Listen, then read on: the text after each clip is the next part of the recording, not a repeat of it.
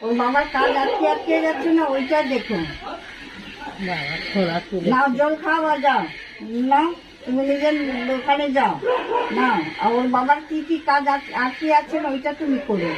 এই ছেলের শরীরে এসে কি করবে? মানুষের উপকার করো, শরীরে আসলে হয় না, উপকার করতে হয়। যাও। আমাকে জল না তো যাও না। তোর বাবার কাজ কেন না করছো?